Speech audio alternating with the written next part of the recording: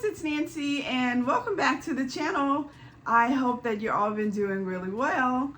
I have a new video for you today and I'm so excited to show you this video because I love it when I discover something new and I can share it with you.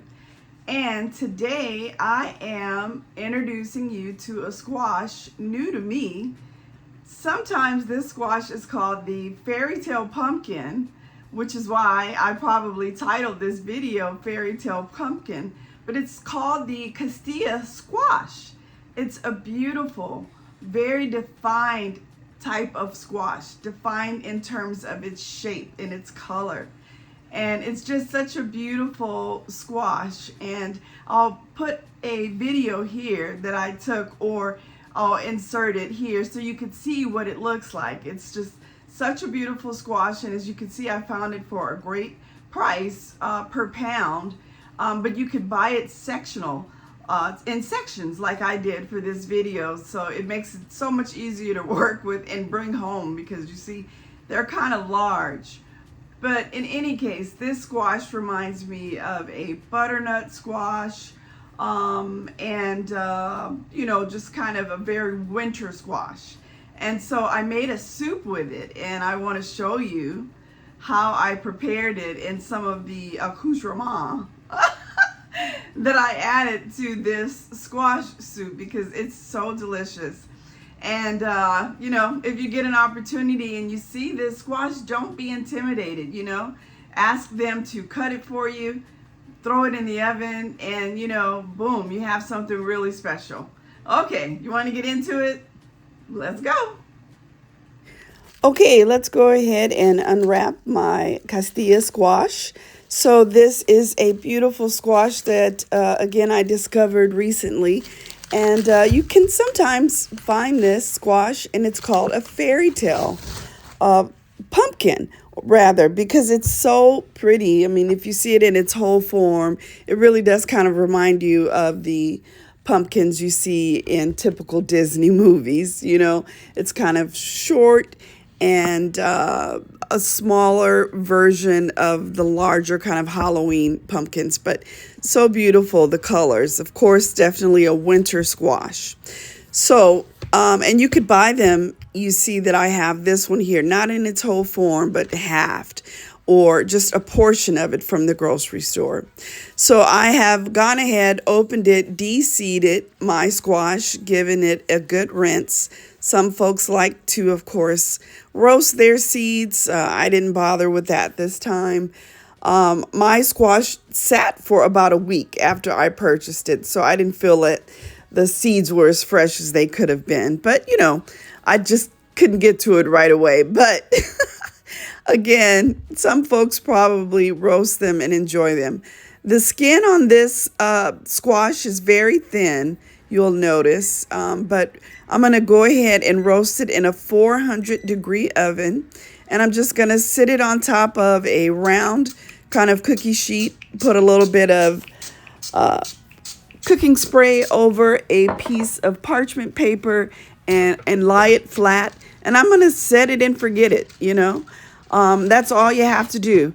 And I have left it in there for a couple of hours. I got a little busy, but you know what? It's just fine. You see the pooled liquids there at the bottom? It's the natural sweetness of that pumpkin coming out. I tasted it a little bit, and it tastes like sweet water. So this pumpkin has such a sweet, natural taste to it, you know. And you see the flesh there. It's cooked well. It's roasted. The roasting just brings out such a wonderful nutty flavor. That's how I fell in love with this squash. The nuttiness is just unbelievable. And it's such a great squash to do so many things with. And of course, it's in the family of a butternut squash, you know, typical. And so, but look at that beautiful bright orange flesh, beta carotene. You know that this is something that you really can eat and feel good about, right? So remember I mentioned to you that the flesh is nice and thin. So, you know, it's cooled a little bit here. I'm going to just go ahead and pull off some of that flesh. and get it to manageable pieces for me. And we are going to go ahead and get started on my soup. So I love experimenting with squash because, I've done things like casseroles. I did once a sweet potato kind of play on a sweet potato casserole for Thanksgiving with squash because the flavors and the textures are so similar. But who doesn't love a good winter squash soup? So I'm going to enhance my soup with a little bit of a bay scallop and shrimp topping. So I'm going to add to a skillet about 2 teaspoons of butter and put bay scallops and shrimp into a skillet and let that go. And I'm just looking to kind of caramelize the pieces because you want them kind of a golden color to place on top of your squash. You're not going to, immerse them into your soup. So it's nice that they sit on top and kind of have somewhat of a caramelization, and you kind of create that crust. And I find that butter, real butter, does that well in something like this. And bay scallops are very small. They don't take very long. And this is something that I have really been enjoying with my squash and these soups that I've started to really enjoy. So here we go. You see that? Just a bit of a caramelization on top. You don't need very long, maybe 5 minutes or so. All right, I'm going to take that off of the heat, set it aside, and then we'll get moving on our soup. So what I'm going to do here is take some green onion, and I'm going to use the whole onion, and I am going to also use a clove of garlic, and I'm going to add that to my soup, and I'm going to use my new toy, which is an immersion blender. I have always wanted these, and I finally found one on sale. I'm going to add a little bit of this light coconut milk to the pieces of squash and directly into my pot and use my immersion blender, and we're going to blend this squash out until it's smooth. So the coconut milk just adds such a velvety, wonderful texture to that already nutty roasted squash, So, of course, light coconut milk, you could find it anywhere. Also, gentle, if you're lactose intolerant, this is something that you could use. And of course, the taste is just wonderful. Takes you back to the Caribbean. Okay, here we go. So we're just going to blend this out. And of course, this squash has been roasted within an inch of its life. So it's not going to take very long. But we want to make sure that the garlic and the green onion, it all gets incorporated well. We don't want any big pieces, that are obvious. We want to make sure that it gets incorporated and blended well. So we're going to let this go. And then we're going to add a few seasonings to my soup to enhance it. Now, if you think about this, it's kind of a blank slate, You could do whatever you want. You could make whatever flavor profiles you want.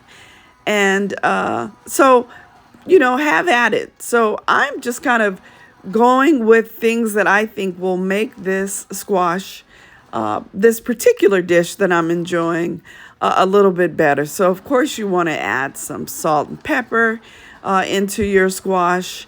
And you may even want to add some olive oil here.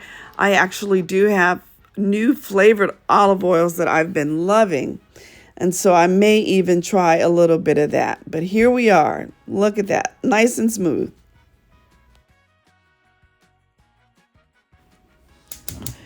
Okay, I'm going to bring the soup back up to a somewhat of a simmer so that it could just get warm. And then I'll go ahead and add more seasonings here. And I'm also going to add a little bit more coconut milk, and so I used a total of half of a cup of coconut milk. And if you're counting points, it's 3 points for a half of a cup of the light coconut milk. So I've added a little bit of black pepper. Here's my smoked paprika and salt, of course. And I'm going to go ahead and give that a stir. Isn't this color beautiful? It is such a beautiful color. And, you know, if you have a dinner party and you have guests or just, you know, dinner with family, this is a great, you know, first course meal. Just present with a lovely bowl of soup. I'm adding a little bit of honey just because I want to kind of enhance the natural sweetness of this squash. And look how beautiful this is.